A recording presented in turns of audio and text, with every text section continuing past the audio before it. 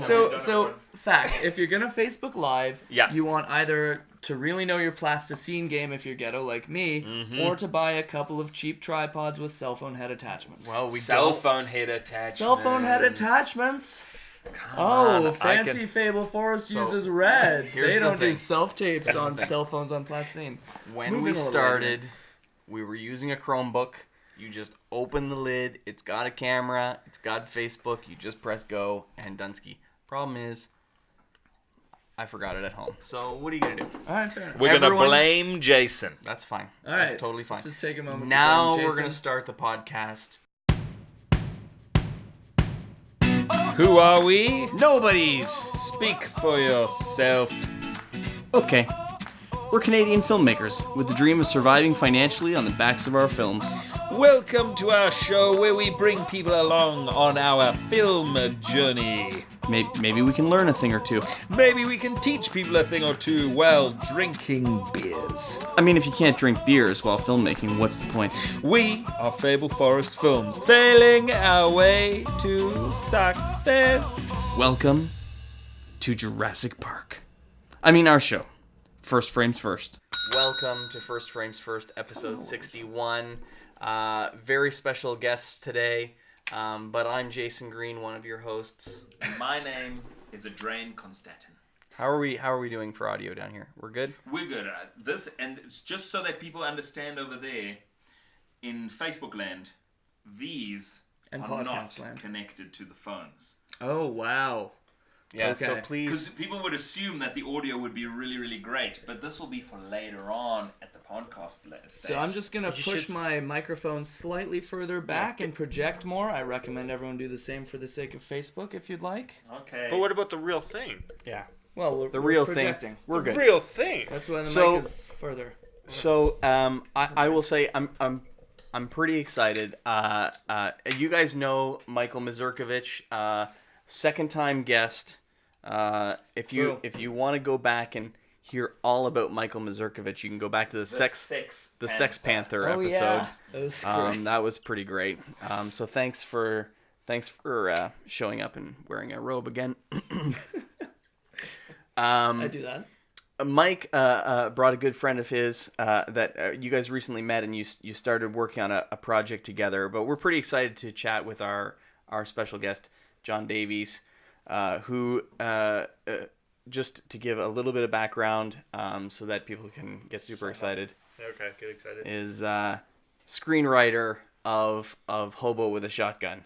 Yes. So that's and I'm sure that there's other exciting things that you can tell us about as well, and share lots of stories. But I hope so. But- Otherwise, that's it. Here's the but I will screenwriter say- for Hobo with the Shotgun. And over. And I will that's say loaded.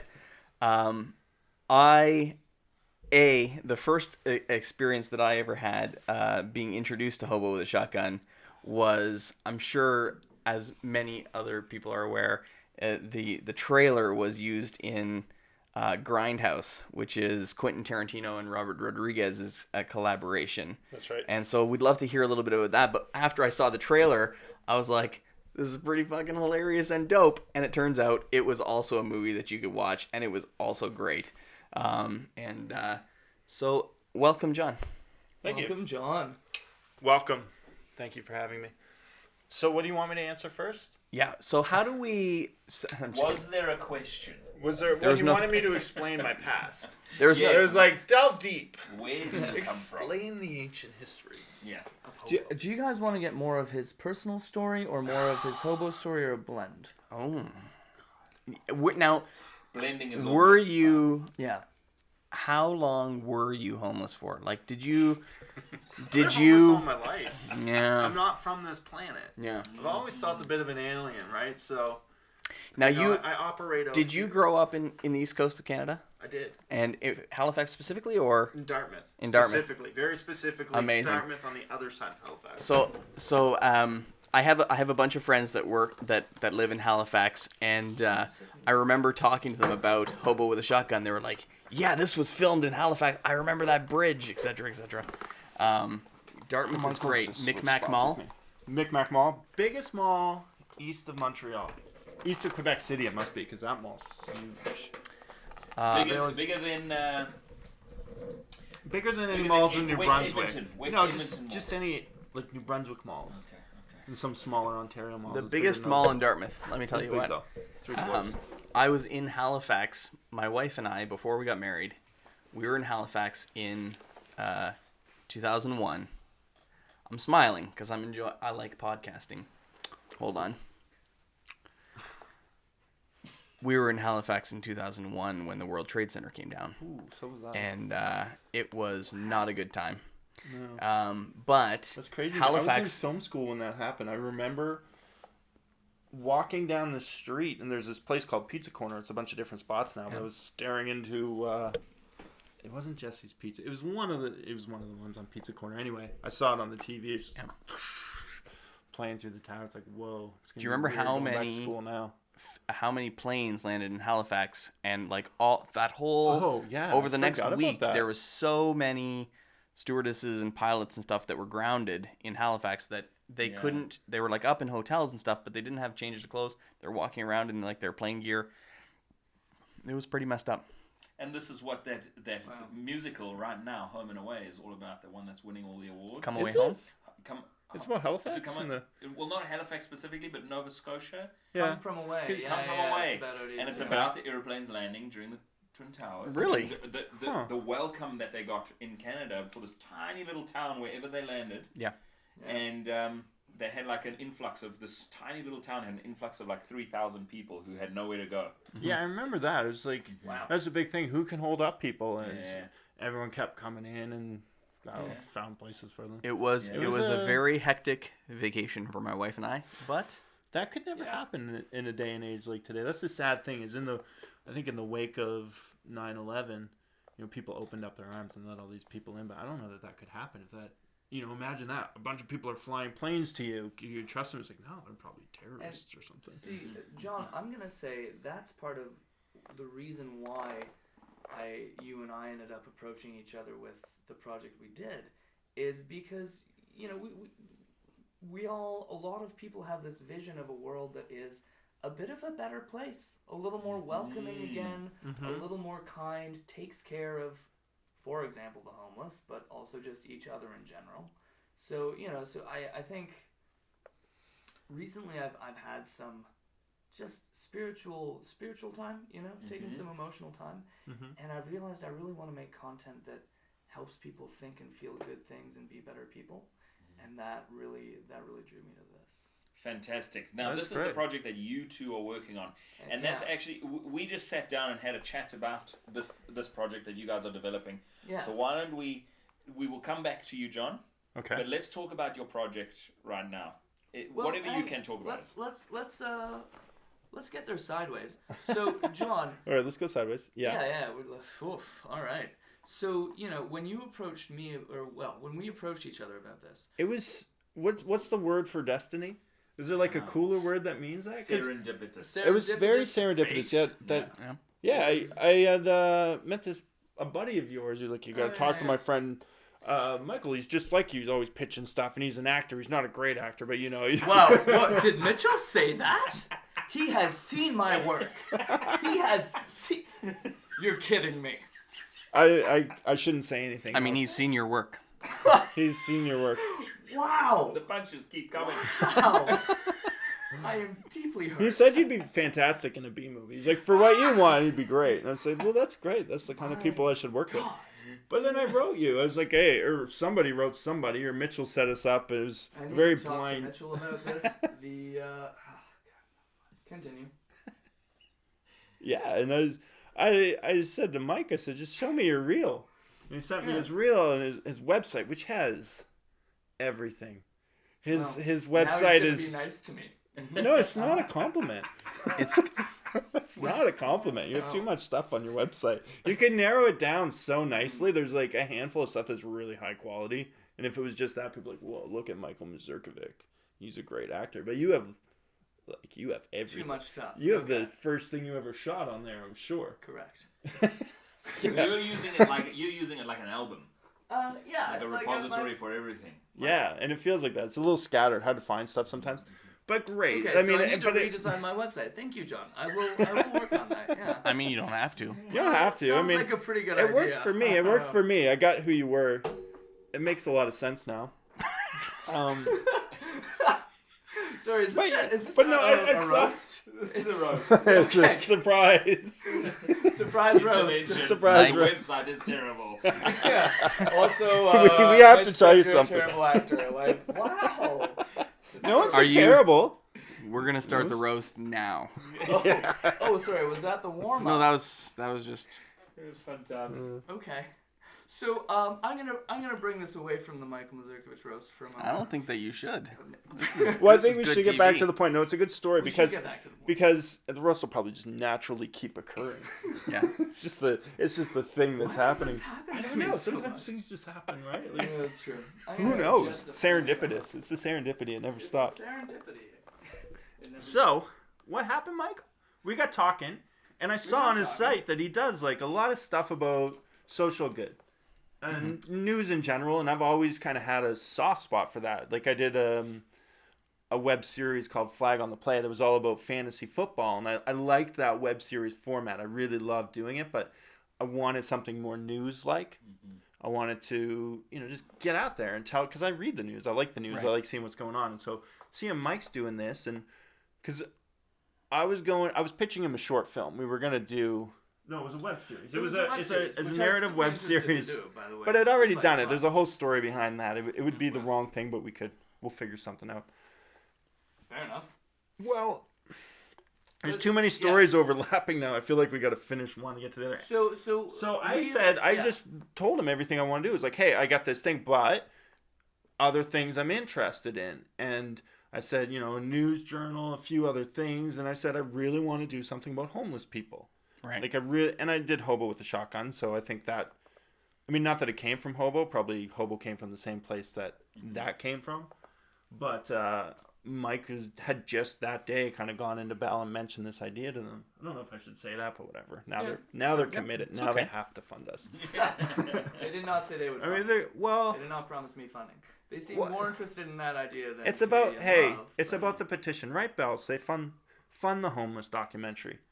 Just Yeah. if Yeah, all you people out there on Facebook could write that. Well, yeah, and I think that like the people that watch our show know that we did also go through a long pitch process with Bell, and we were able to release our Art of Eight Limbs Muay Thai documentary, and people know that we just got picked up for a second season. So I think we had the initial discussion just around how did our pitch meetings go, what are some of the tips and tricks and things like that we had working with those guys, and have some discussions around what your project's all about and how how that can move forward.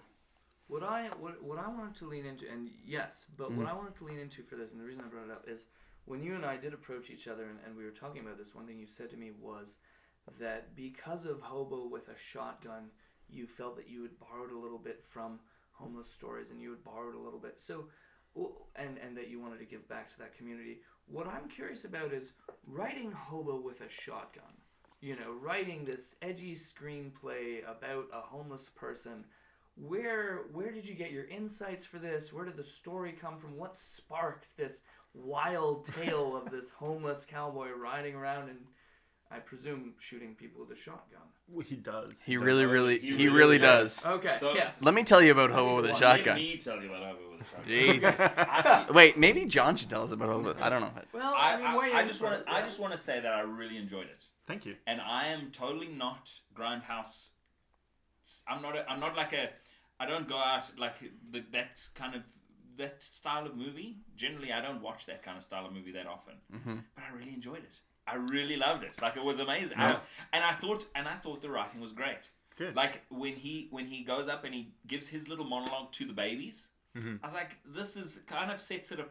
It just was on a different level than I was expecting. Like, I was kind of expecting it just to be Hobo shooting people. Yeah. But it did feel like there was totally a little bit more going on, and I'm I glad. really There was enjoyed it. supposed to be.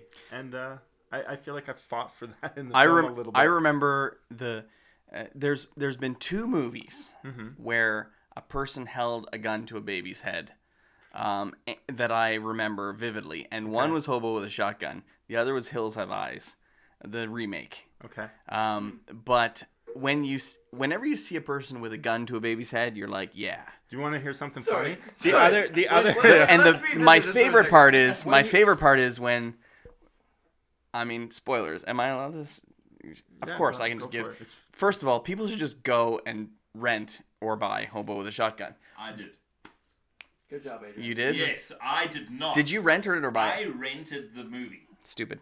So, here's what happened to me. You should be ashamed. Here's what happened to me. I first found out that Hobo with a Shotgun is... I shouldn't even tell people this, but you can just watch the whole movie for free on YouTube. And this is a terrible, terrible Somebody hasn't thing that's happening pulled it these down. days. Hold on. Now, Yeah, sorry, John. Now, So I went You to... can watch it on YouTube. How do you feel about your blood and sweat? Being Now, I free went to on Google... YouTube? I went to Google, I have and it an was like... interesting thought on It was like purchase Hobo with a Shotgun for $9.99. Hook it up to your Google Play account, or rent it for $3.99. Now I went, but then I went. I wonder if John gets any of this money. I get the satisfaction of knowing someone watched my movie. I did. I watched it. I On watched it YouTube? multiple times. Yeah. So wait, do you Right. not? No, I are didn't you- watch it on YouTube multiple times. When I first watched it, I don't know how I watched it. VHS tape? Jeez. I can't remember. It was quite a long time ago. But my favorite part though, Yeah. is because this is the first time that I've ever seen a man blowtorch a bus full of school children. So the thing is I'm always looking for like, I've never seen that before. And way to go. So let's just take a moment here, Jason. The last 2 minutes, you've said that when a man holds a gun to a baby's head, it's like, yeah. And you've also said that your favorite part of that movie was someone blowtorching a bus full of school children. How do you feel about kids In general. in general? Well, I like mine. Oh wow. Okay, good. I'm fine with mine. Yeah. His are okay. Yeah, I'm yeah. okay with Um, mine, but you know. Let me tell you something. Kids are irritating. Kids are here. Was it cathartic? My kid's fantastic. Yeah. I like mine. It was there was a lot of hidden meaning to the film, like you said. Like you liked that there was a deeper level, and I felt in the film there was, even though it was simple and it was stupid, like everything was trying to say something a little deeper. And to me, that was, kids are the effect of the violence. You have rampant violence as us as adults with war and whatever stupid shit. It's like the kids are dying from that. We're killing them. Yeah. And so yeah, that to me was like, Slick torching a bus full of kids because he's after the hobos and trying to send a message. Like, that's just real world. That's the result. Now, for all you people that like crazy deaths, go check out Hobo with a Shotgun. I'm telling you, Totally. because it's the best. It's Like yeah. when what's his face? What's the guy's name with the metal? The noose around the neck thing. Yeah, where I was they're like, where they're I was shooting like, people into the ceiling. No, I mean Oh, the that flag. 100%. But just the beginning of the movie with the metal neck. Oh, yeah, noose, yeah. And then just the hanging, and then Oh. come on. I mean, Now, growing up in Nova this Scotia, what happens in Nova Scotia? did you? I- How I- easy was it to get Trailer Park Boy? to dream about. well, when you're in Nova Scotia and you're in the film industry, because we all were, the people who work on the Trailer Park Boys. You've probably met them. Yeah. Like, it's a pretty tight community when you're in the... Like, we didn't stumble upon filmmaking. Right. It was like, whoops, we made a movie that was successful. Like, Jason and I, the director, we were making films in high school. The schools were really supportive there. I remember we were making movies... It was that kind of summer between junior high and high school. So in Nova Scotia, that's between grade 9 and grade 10. And we just had video cameras and we were watching things like CKY and all these prank videos. Tom Green was a huge influence. So we were running out shooting prank videos, but we were tying them into movie storylines. We didn't know how to totally carry a film. So it's like, let's go out and shoot. I think our first film was called I Know What You Did on the Mountain Last Summer. And it was about a group of friends that threw their friend off a mountain to kill him because they didn't want to hang out with him. Wow. But then when the police came, they didn't have a body bag, so they just wrap him up in a garbage bag instead because they just didn't have the supplies. And so he comes back and haunts them because he never got dragged off in a body bag. Cool. But it's like half filmmaking, half just pranks, like knocking on people's doors and playing Nicky Nicky Nine Door in these costumes. But yeah, it was just Yeah. you know, it just grew from that. And then by the time we were in high school, the school was like, well, there's a film and program, a film and video sort of whatever invented, so we're gonna roll that out in front of you guys, let you make films in school. Cool. And then it's just like, it was really luck of the time, right? Like, we were growing up in that age where video was taking place, like a really strong hold. It'd been around for a while, but it was really accessible to kids. The iMac was just about to come out as we were getting into films. Like, we cut our first film on 2 VCRs, but then went into an iMac right after it, learned iMovie. By the time we were out of high school, we're getting into Final Cut, and then we're into film school. And it's so funny, they didn't even know what to do back then. It's like they got Steinbeck editing machines, plus they've got Avid, and they've got Media 100, which I'm sure no one's heard of at this point. It's like, well, what are you going to learn? And they're teaching you everything. Do you want to shoot on 16 mil? Or it's like, you got to pay your respects to the film, but we can't really afford it, and we have these cheaper cameras, which weren't that good back then. It's like we had an XL1 and I forget the other one, a big DC's, I don't know. But yeah, cool. We were really inspired then because it's like all this fate happening, right? So we're in film school. We got an XL1. 28 Days Later comes out. And it's like, they shot that on an XL1. Let's go shoot a zombie movie. Yeah, 100%. Do you know what? A lot of the film industry, I just is, well, look what they did. Yeah. I'm going to go do this. When you're young... we would go. We were making this movie. It was called Fist of Death 2 because we had already kind of made it in high school, but we wanted to remake it and make it way cooler. Yeah. And so it was Fist of Death for people who didn't know, but if you really knew, it had to be 2. Yeah. But no one saw the original. Anyway. That's it. I'm just making a sequel next. Yeah, Fist of Death. Do it Evil Dead 2 style, right? Like that's the idea. It's not a sequel. It's just redoing the story in a whole new way. Yeah. You're really excited about it. Where was I going with this story? You were just running through you're telling us how you didn't just show up as filmmakers. Yeah, we made this film Fist of Death 2, and it was so originally we did it as a ComPal, which is like career and life management and physical active living kind of combined into 2 mediocre courses that they make you take in high school. It's really weird. Wow. And so in learning how to deal with life issues, they said, well, you got to make a project about, I don't know, some sort of thing. And, you know, here's what you need to do. It's racism. You have to make something with racism. Like, how do we make a movie? Because it all went, every assignment, you guys, like, well, how do you turn that assignment into a movie? That is kind of how my son's rolling through high school right now. Yeah, you do really well. You do really well. It's like, how? Okay, I got the plot. I got it. I got the movie. I'm going to get it 100%. If you make anything, kids out there, make a movie. You'll get a really good mark. Teachers love. So I don't want to derail, but I was failing drama class. Yeah. Okay. Yeah. Then I made Indiana Jones, Vader's Lost Ark, and I combined Indiana Jones and Star Wars, and then I got 100% in drama at the end of the grade 10 drama class. I made a science fiction film in my grade 11 physics class. True story. 2 of us had to do time travel as a project. The other group studied this stuff. They went out, they figured out all about, I don't know, whatever time travel has. The consequences of changing the future and then having to live it in another stream and those sort of how things can happen. And they did a really good job. And we went out, we're like, what are we going to do? It's like, what if we make a story about, you know, this guy doesn't want to learn about physics, so he invents a time machine and goes back in time and kills Isaac Newton.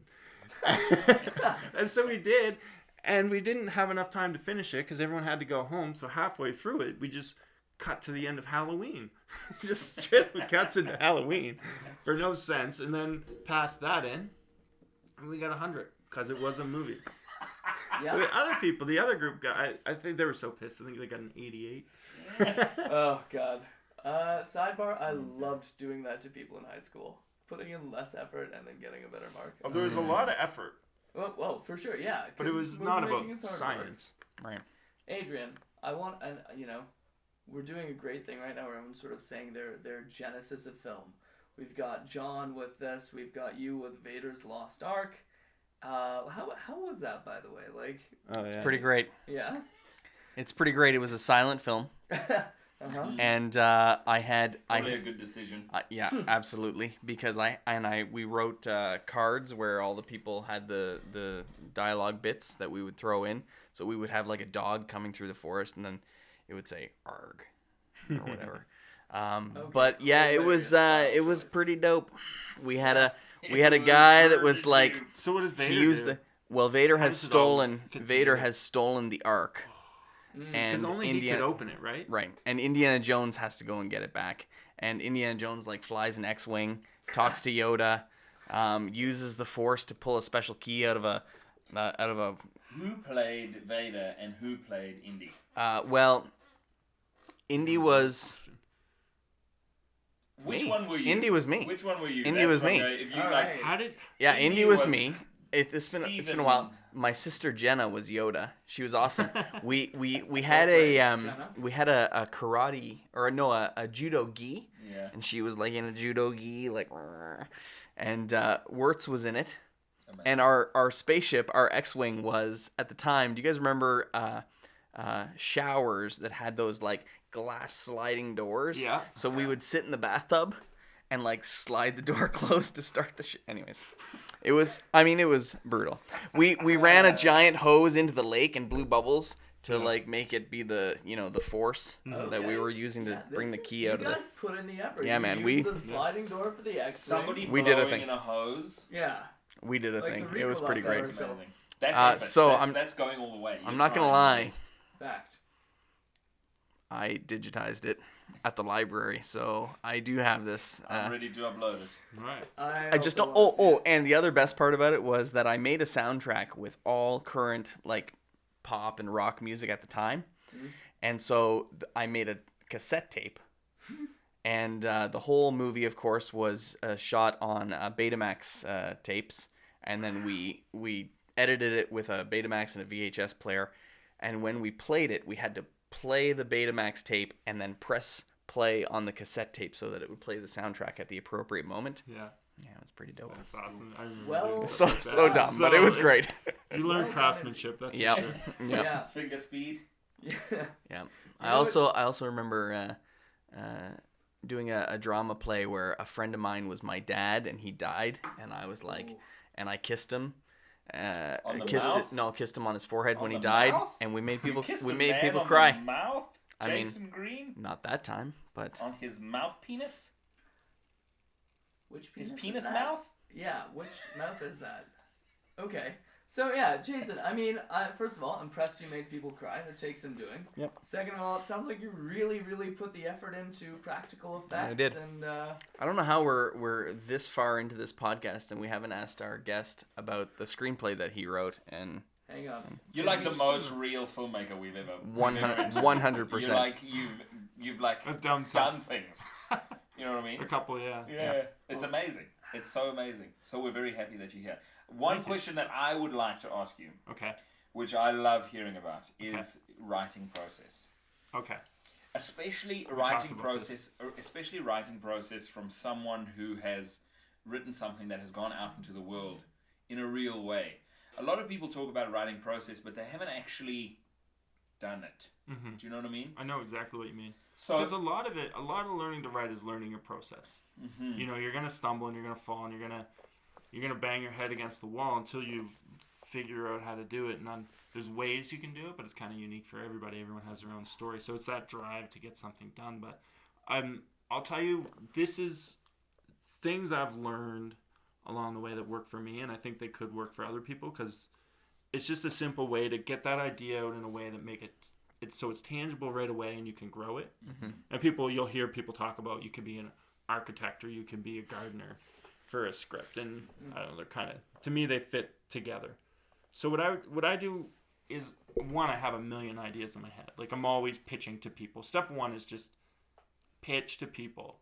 Everyone you meet, try to sell them on a story. Try to get them excited. Like, learn what it feels like to light someone up with your story. Because if you've never done that, you're never going to write a good screenplay. You have to be able to walk up to somebody and be like, check this out, and get them excited. And that, that'll take you somewhere. Then okay, I got something. There's an element of that when it reaches a person's head, it really makes them think. It makes them like it. So I practice. I've always done that. I've always just pitched and pitched and pitched. And the people I've hung out with that have been successful, it's the same thing. You know, you just pitch, you pitch, you pitch. And it gets to the point, you know, we'll have a conversation, you'll say something. It's kind of bad. Sometimes I've had to relearn how to listen to people because it's really, you know, you have a sentence and all of a sudden, boom, I'm taking it apart. I'm putting it together with something else. Like, okay, is that a story? And then you might ask me something like, I'm very involved with what you said, but I haven't listened in a minute and a half. I apologize. Yeah. Sometimes when I'm particularly douchey, I'll take my phone and we'll be in a conversation. We're like, oh, that's cool. 1 second. Man walks into this. Sorry, continue. Yeah. So If you really have to. That's when I'm really douchey. If it's a good one. yeah, so you got to be out there. You got to really practice processing ideas, putting them out there. And then, so this is the actual writing for me is I work that idea, usually the writing starts and it's unfocused. You're trying to get something. You're just trying to put it down and get comfortable with the idea of writing it. Then at some point, what I need to do, and I would recommend anyone do, is just write it. It doesn't need to be long, but you need to write it how it begins, a semi-logical progression through the middle, and an end. And you should be able to do it in one sitting.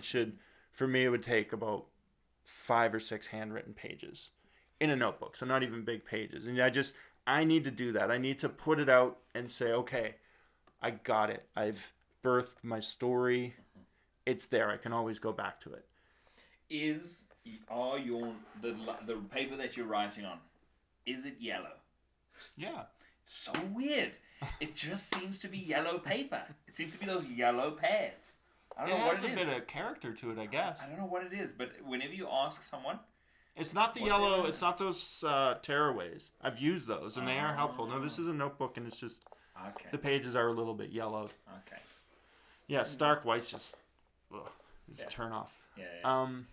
Yeah. So buy some yellow paper. But yeah, after I do that, then it's just working it over and over. You have your idea, and if you give yourself a day, like now your brain's processing. Now you've written it out. Your brain is fleshing out this thing. So you start writing, and I write a treatment again.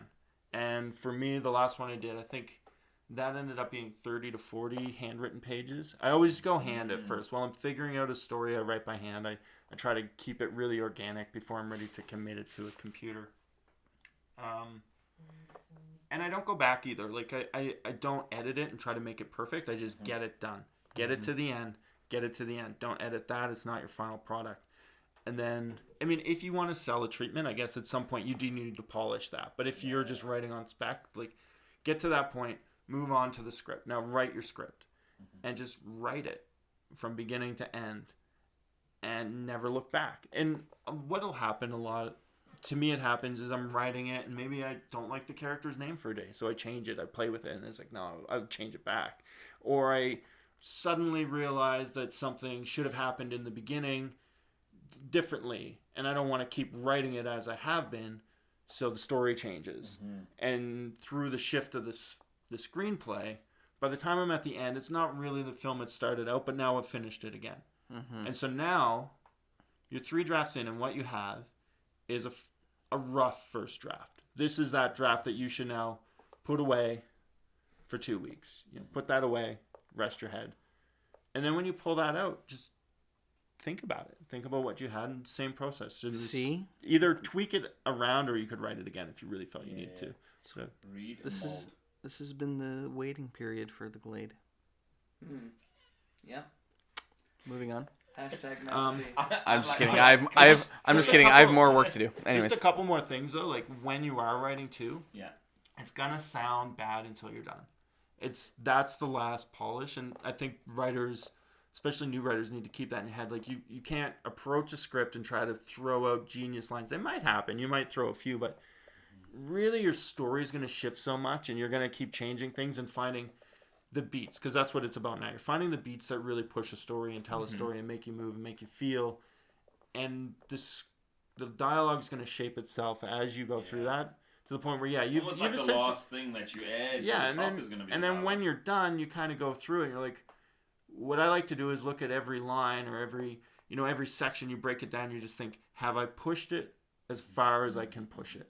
Can I channel the energy to somehow find a way to make this better and stronger? Yeah. And then you're really just, you're tightening everything up. You're making that dialogue just that little bit more snappy, or you're throwing in that one killer line that you need to really make it. But yeah, it's a process. You don't just sit down and write a great script. You know how to process it, which is helpful, because then you don't need to be scared while you're writing it. You just do it and trust that by the time you're done the process, it'll be good. Mm-hmm. Fantastic. And I'd love to hear. So now, did you write Hobo with a Shotgun with your director in mind? You guys had done some stuff before? Or? I would write alone, but I would work very closely with the director and the producer. Yeah, Jason and I, I've always kind of been good at coming up with stories. Like, here's a crazy story, and I'm good at putting a lot of meaning in there that's a little covert, kind of like we were talking about with Hobo. It's not there, but if you think about it, if you really think about it, it's like, oh, that actually could mean something. There's more. Yeah. And that gives the story a little bit of depth. And Jason is just really good at, he's the guy who takes it and stages it and makes it fun. And he's the Spielberg. He wants everything to be a giant set piece. So he would take that and then push it that extra degree in that direction, where it's like, okay, now it's not just this meaningful scene, but it's it's like a visual block excavator of, bucket that. Yeah, he'd be the kind of guy. Jason would be that guy. It's like, yeah, we need a very visual excavator bucket crushing a hobo. And that's what I always loved about when we worked growing up.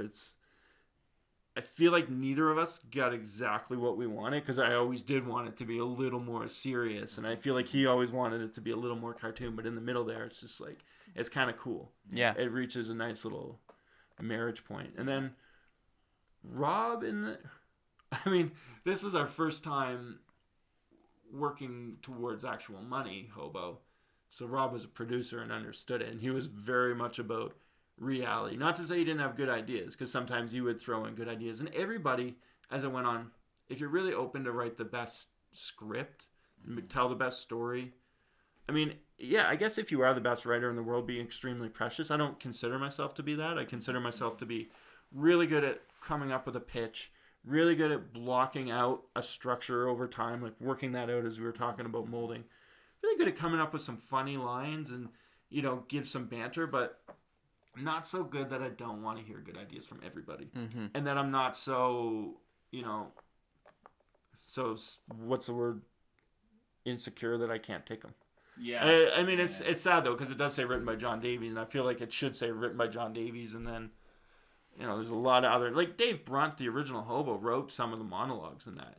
He didn't give them the context, but the bear speech when he's talking about bears, that was just something Dave Brunt would say about bears. And it's like, well, in the context of, saying that in this confined environment to this woman with everything's going on, it's almost like he's saying, okay, I'm going to fucking blow my lid here. Yeah. And watch out, because things are going to get real. Right. When I get a taste for blood, yeah, I'm gonna come get you. And there's no turning that off. Yeah. Who is this, Dave? Dave Brunt was the Hobo in the original trailer that we made. Yeah. The actor who played the Hobo. Oh, so you made a concept trailer. We made a contest trailer.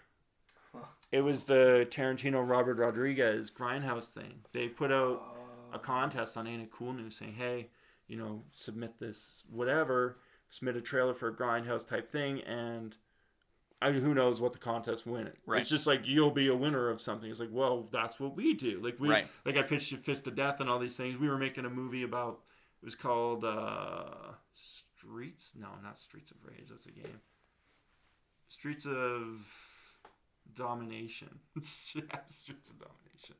And it was this crazy gang action film that we had been written about these two rival gangs, and the bad gang steals the little brother from the good gang and takes him down the most haunted road in town. It's like, if you want your brother back, you got to chase him down the creepy road that no one goes down.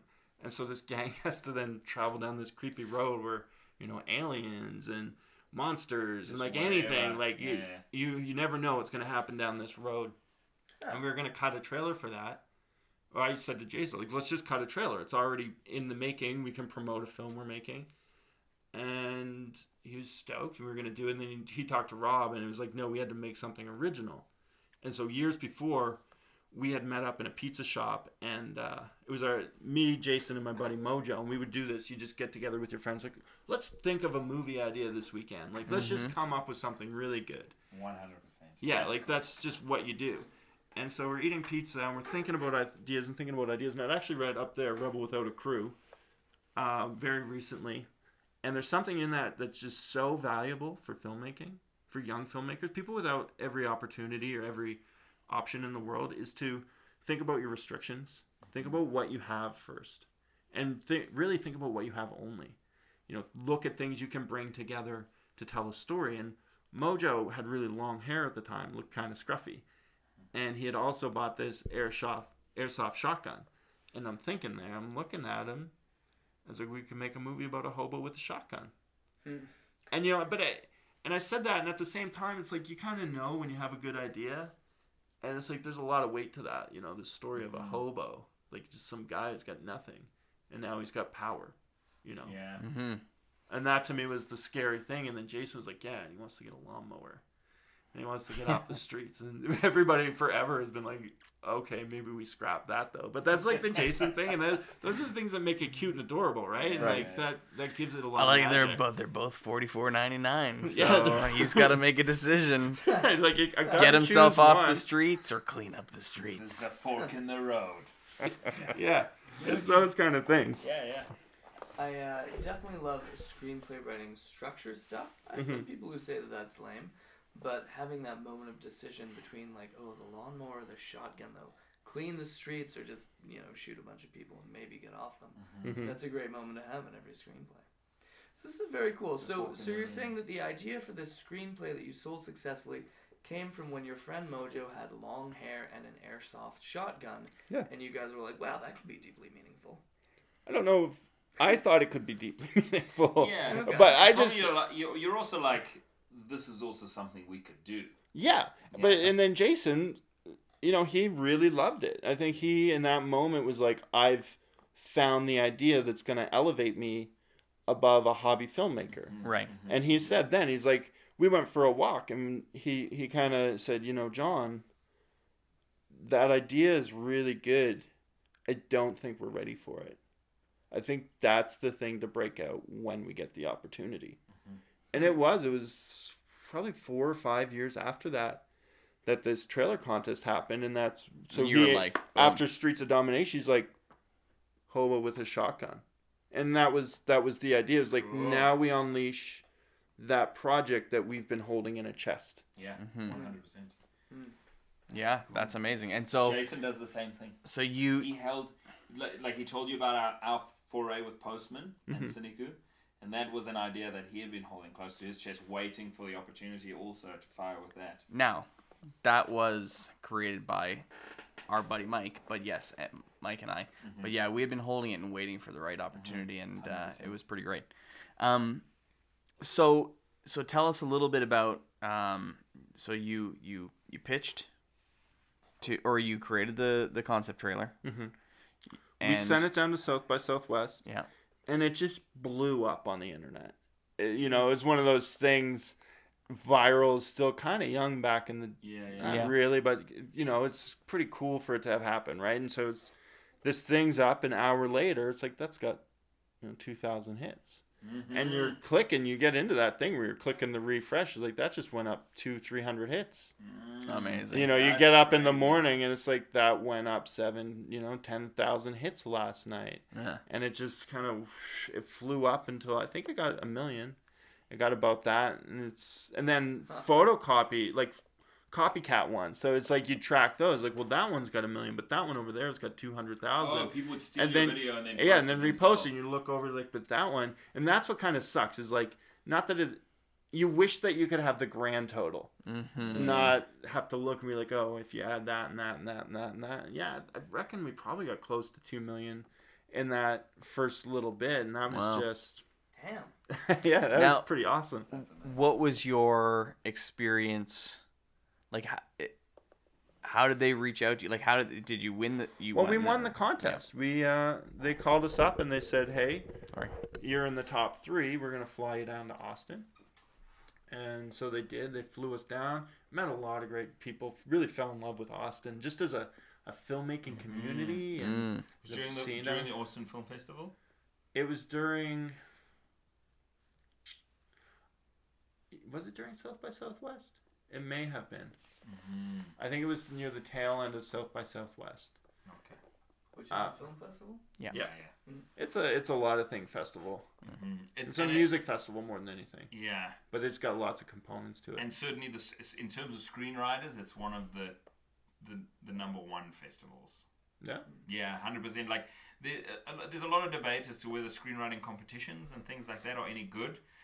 Particularly because people submit stuff, and it's sort of like a money making opportunity for people, and you want to know that the people that are reading your screenplay can actually do something with the screenplay. Yeah. But Austin is one of the places that is touted by professional screenwriters as a place that is legit. And if you're gonna enter into a competition, that's one of the places. Oh, because they love that they're passionate about their art down there. The music respect, the movie respect. It's just one of those places you go and that's the vibe.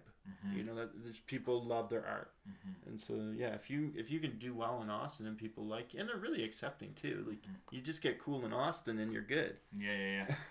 I'm gonna take a quick run out.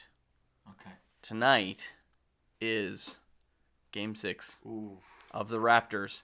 So I'm wearing my Jurassic Park shirt. Now, the thing is if your wife locked the door and my wife's waiting to get in and we're using the phone as a Facebook Live, I'm going to take a quick second. Okay. You guys keep chatting. We'll just wait for you while Could you guys just wait? Sure. What does Facebook think about this? We don't know what people are saying on there. Water or a beer or something. Like, Thanks, Jason. No, Jason. You can Don't all be a jerk. parch yourselves to death down here. All right. While Jason's out, Adrian. Yeah. We heard John's early filmmaking experience. I've got a hilarious one as well. Just saying. I want to hear yours. What got like those things that as a youth or as a child? Yeah. You got together some cameras or you. Do you know what? Play. That was not my story. Was not that. I actually just grew up loving the theater. Like we had a lot of theater in South Africa, and I didn't even know that making movies was a possibility. Yeah. Like it just wasn't in my world in South Africa, but theater was, and so I did a lot of acting. Did a lot of theatre productions and that kind of thing, and I loved the idea of telling stories and that kind of thing. And then I was actually going to become an engineer. I was going to university to become an engineer, and I was sitting with the application form for university, and I was just looking at the other courses, and I was like, "What? You can study film and media?" I didn't even know it was a thing. What? So I just was like, and in that moment, I even remember I was leaning over our freezer, busy filling it out, and I just thought to myself, do I want to like be stable, or would I like to enjoy life? Yeah. And I was like, I think I'm gonna tick the enjoy life box, Wow, and then as I started getting into it, then I got a job, bought a small DV camera, and then started filming and stuff. But I was into my university and film production and that kind of thing, so I was now starting to learn about that stuff. What is the dumbest film you've ever made in your life? Yeah, I made a pretty crap film that was about cancer, but super. It was supposed to be. When you start out in film, when I started out in film, it was so metaphorical. Like everything was an extended metaphor that was really deep and meaningful. Although when the audience watched it, they had no idea what the fuck they were watching, right? Just like the idea that somebody toiling for an extended period of time is just this guy digging a hole. He just never stops digging a hole, and he doesn't know what he's doing. But the problem is, you need to really, to be a good storyteller, you need to put that kind of in context. You need to add stuff to it, right? It's not a bad idea. You just have to have the maturity and the experience to 100%. tell it with other So I elements. I took all these metaphors all these things I wanted to say, smooshed them into like the first short movie I ever made, and it was completely, you didn't even know what you were watching. Yeah. All of a sudden there was a naked person with a bag on their head, crawling under a table. It was crazy. Love it. Love it. Now you tell us your story there, Mike. Your beginnings. Oh my god. So first of all, drama class was the class where I could just be myself, and I had so much fun in drama class. And, I made up a lot of imaginary friends as a child as well. So I really liked acting, and to this day when I write, it's very much from a character-driven perspective. But we would go up to these cabins when I was like 8 to 14. My family and I would go up winter camping, and we were really good friends with the people who owned the cottage resort, and their son David Tapley was this hilarious kid who sort of this rugged outdoorsy guy, but had artistic sensibilities. Mm-hmm. And then one year I got there and he had a camera. So we made these ridiculous movies called the Llama Movies, in which I played Balthazar the Llama. He played Balthazar. Balthazar. That's a good name. That's a demon's name. Yeah, it was a demonic llama. Mm-hmm. He was Melvin the Bold. I was Balthazar the slightly intoxicated. And my sister was Marcellus with a C. And we would just run around. Some of our plots involved Star Wars elements. Mm-hmm. There was a big snowbank, looked kind of wheel-like. Right after the Pirates of the Caribbean 2 came out, they were sword fighting on a wheel. So we had an entire sequence of, something silly happens, and these two guys, Melvin and Balthazar, challenge each other to a fight. And then they're sword fighting, standing on this wheel-shaped snowbank. And then they're sitting there having tea and being like, "Oh, do you want a bagel?" And then they're sword fighting. Was this the birth of Pirate Mike? Not technically, although being a pirate has been a part of my seed. life, all my life. Mm-hmm. Oh, it has been. Oh my god, That's I was when the seed 8. was planted. I've got a pirate pitch for you, Mike. Okay, let's hear it. Do it. This is a story I had. I never made it. I should have. It would have been good. We can do it now. You So. got me. I don't even care what it is. Am I naked in it? It's about. Good. So there's this little kid, right? He's probably, he's a little prepubescent, or he's just hitting puberty, kind of, but awkward, right? Doesn't know what he's doing, and he's just digging in his backyard. He's kind of that odd kid. He's digging. And he finds this pirate coin in his backyard, and when he picks it up, he sees this pirate. It's like, holy smokes! And this pirate just starts talking to him. His pirate's kind of crude dude, right? And a bit of a character, and his mom's like, stop playing in the yard, you're getting all dirty. And this he's like, Mom, don't you see the pirate? She doesn't see the pirate, so he knows, okay, he's got his own little ghost pirate, we'll just call him Pirate Mike, is explaining to this kid kind of what it's like being a swashbuckling pirate, and going out, getting all the pussy, and like he's basically about what pirates are about. Getting laid and getting gold. Gold and sex. And so this kid starts going to school, right? He's going to school, and this pirate's just there, like, totally coaching him. That's cool. Imagine being this tiny kid being coached through, your sex life by a skeezy old pirate. Have you seen Big Mouth? Yeah. Yeah, it's kind of like that. But here's the kicker. This is what happens is the kid, the side story, the B story is that the kid's supposed to clean his room, but he's not cleaning his room until finally his mom cleans his room for him. Now, here's the problem is that also the pirate's kind of been costing this kid at school. Like, yeah, he got him into good, like he got him in, but now he's fucking him up now that he is in. Everything's falling apart. So he left the pirate home that day. Mm-hmm. And then things like he didn't have his pirate. He realized he needs him. Goes home, looks for the coin. It's gone. The mom's like, oh, I don't know. I guess I spent some money today. He gives him a laundry list of places to go check. Kids running out. Pirates of the Caribbean is playing in the theaters. It's like everything's pirates. Can't find his pirate. Gets home. Hears his mom screaming. Runs upstairs to her room. Swings open the door. She's naked in bed, swinging this coin over her head. Oh boy! Mom! Not pirate! He runs out. You see him sulking on the steps. Mom gives him the coin. And he looks over, and this pirate's just sitting there in a house coat, smoking a cigarette, telling him how good of a lay his mom was. Oh, Mike has the house coat ready. Mike's ready. This is my wow. So okay. So I will tell you guys, it's time to watch some fucking basketball. Oh yeah. Now, What I want to say though is, like the folks that would be watching our show our show is really all about our journey making our films and working towards a career in filmmaking and essentially making money on the backs of the stuff that we create, right? Yes. Which is the journey.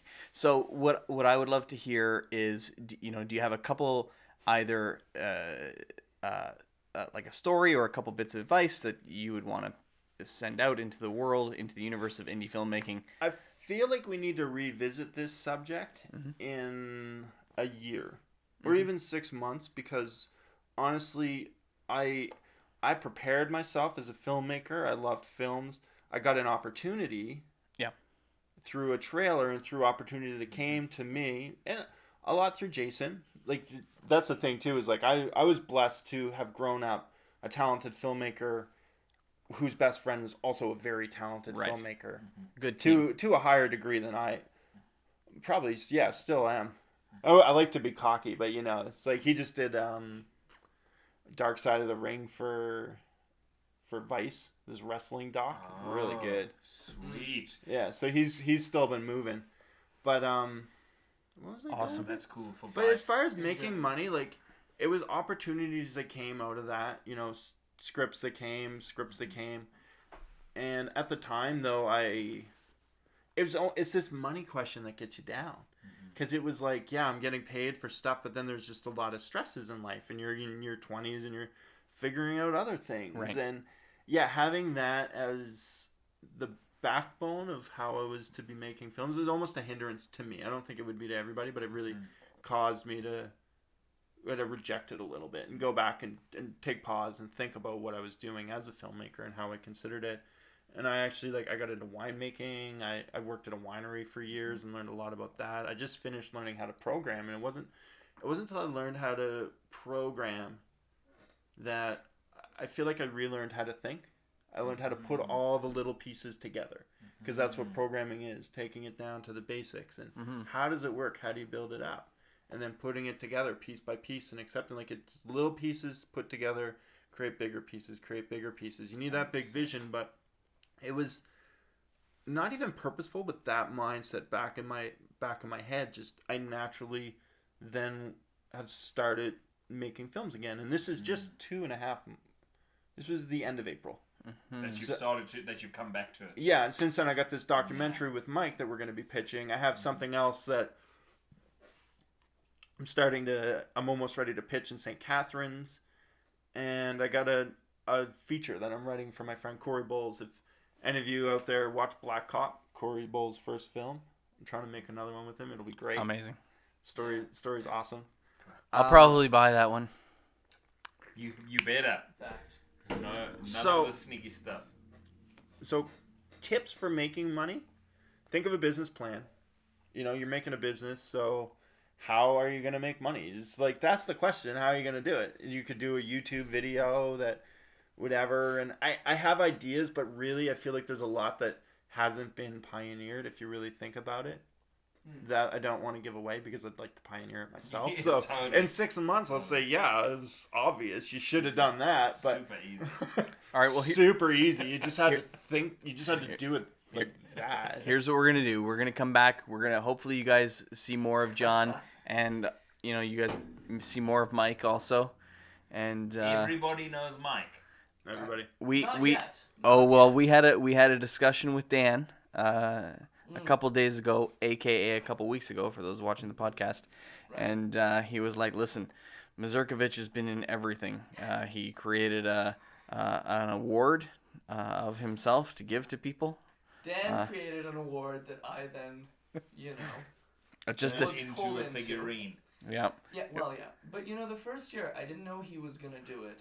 But He asked me for my headshots, printed out a bunch, signed them himself, saying, this is signed by Michael. No, it was some joke thing, and gave out signed headshots that were mine of me to the award winners. I feel like And you then after gotta. that, I was like, all right, well, let's make that a thing. That's You kind of got to decide something. Oh, yeah? What do I need to decide, John? Well, Hit me hard. John doesn't pull punches. We know about the website. I will be redesigning my website, first of all.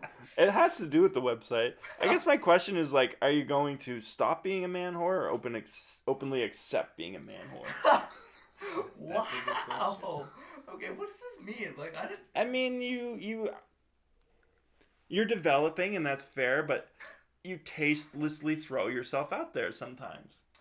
Wow. You accept everything. You do everything, and you lay it all out there. You don't look back and you say, oh, I'm going to trim that. I'm going to shape my character like that. You are the essence of everything that's brought you to this point still. Which is interesting. It is a time... It's funny because I feel like you're past that time. Like, I know you, and I know that, like, I'm saying all these mean things, but I know the talent in you, and that otherwise I wouldn't be working with you, right? So I feel like either you suck or we both suck. Okay, fair. Wow. There's probably a better meaning to that, I mean. I mean, definitely the man whore thing, but what I try to do is that no matter what the role is, I try to... Like, my personal brand is I will dive into this, do anything the camera requires that will not kill me, and have the character live in real emotions. Now, if you watch David and Greg, that's 3 years ago, I wasn't as good at living in real emotions. That is on my website, but near the bottom. Because it's, you know... But that's what I'm saying. It's like, at some point, people are going to get to that, and be like, oh... But yeah, and your good stuff, your best stuff isn't at the top. It isn't? Your best stuff is your commercial stuff. Oh. And that's like off to this, like, slight right somewhere. Alright. I clearly need to redesign my website. I really love, like, I love acting so much. I love creating content so much. I don't, like, I make sure that I'm always bringing my A game, but I often don't say no to things because I'm like, well, I'm going to do this. My performance will be great in it because I will make sure it is. If the camera team fucks up, well, fair enough. This will not be bad because of the emotions of my character, you know. I probably should say no to more stuff. Or don't say no to everything, but the thing you present out there, present it towards what you want to get. Like, your friends are going to hire you whether you have it on there or not. They're going to actually feel they're going to feel a lot better if they get you, if your website and your reel is smoking hot. Yeah. But if it has all, you know, your old stuff and there's just the stuff that you've gotten past. Yeah. You don't need it. You have so much content on there. There's so much content. Fair. All right. I've been how long is your reel? I've got a commercial reel, a comedic reel, and a dramatic reel. Each one is about 2.5 minutes. Okay. Average. You could trim it by a minute. Yeah. Even some of those reels I saw, it's like you don't trim the bad stuff out of your highlight reel. You just take a little piece of it and put it in there. Yeah, I should probably update it. All right, listen. Guys, listen. This is Hard Truths with John Davies. I appreciate you very much, Sean. I will say, my first ever distributed production was in high school. It's called Germinal with an E Partie de. There is my character gets cummed on the face. I play two characters. One of them has a stunt double that's a pillow getting railed, and then my other one gets semen on its face. And that was my first horrible movie, and that is not on my website. It should be. Because you want to know why? Because it got distribution. Okay. Distribution through YouTube, but it's done fair enough. Well. I think it's because of the semen. I mean, we want to watch that now. Because that's true too. That's what I'm saying. Either reject it or accept it. It seems like with that one, you fully accepted it, and it's your most successful thing. Wow. So you got to accept yourself. God, it's not. You don't have to change. You just have to love yourself. This is so deep. Guys. All right, I'll work. Guys, we're gonna wrap this one up. Yeah. Thanks John very much, and thanks Mike. That was a lot of fun. As always, we're Facebook Living it, but I'm gonna cut this part out because we're gonna put it on the website in a couple weeks. Bye everyone, and dream big. Yeah. Thanks for watching. First frames first. Yes. First frames first. Thank you, Jason. Welcome. If you enjoyed, head over to our website, www.thefableforest.com. Check out our films and sign up for our newsletter where we will send you exclusive content. Hit us up on our socials, Facebook, Twitter, Instagram, always at The Fable Forest. And share our show with your friends. It'll really help us out a lot. Dream big. Work hard.